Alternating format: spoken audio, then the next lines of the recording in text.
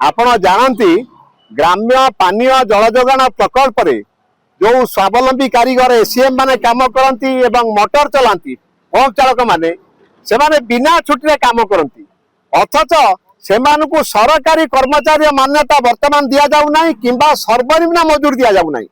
बहु आंदोलन पर 3250 टंका से मासिक पाती सेटा भी प्रति मास नियमित भाव में पारिश्रमिक दौना एवं आक्रोशमूलक भाव में छटई करुँच जो माने दुईटा काम करुँच नलकूप मरामती करुँच एवं पंप चलाउछंती दुईटा काम पर दुईटा पारिश्रमिक दवा कथा से दुईटा पारिश्रमिक भी दौना तेणु तार प्रतिवाद रे आज आम विक्षोभ करुचु।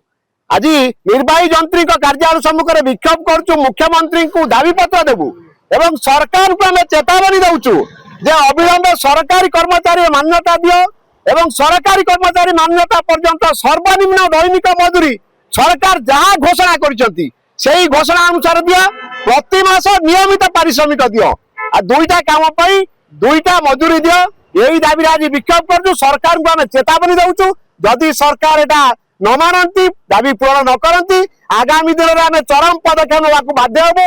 नलकूप मरामती बंद करूँ एवं पंप चलैवा बंद करूँ संपूर्ण ग्राम्य जल जोगाण प्रकल्प काम ठप हम यही चेतावनी आम सरकार को से मजूरी जो निर्धारण होती से मजूरी मुताबक भी से पैसा दि जाऊनी 3200 टंका दि जाऊँगी पुणी संपूर्ण भाव में मिलूना सबु मासरे नियमित दौना जोटा एटा गोटे श्रम आईन खिलाफ एवं ता सहित एमाने सरकार पाखरे जो प्रकल्प जो काम करुछन दीर्घ वर्ष धरिकी काम करुछन जो सरकारी कर्मचारी मान्यता हमको मिलवा कथा एपर्यंत मिली जदि सरकारी कर्मचारी मान्यता मिलिबो ताहले से माने उपयुक्त तांकर पारिश्रमिक पाइबे।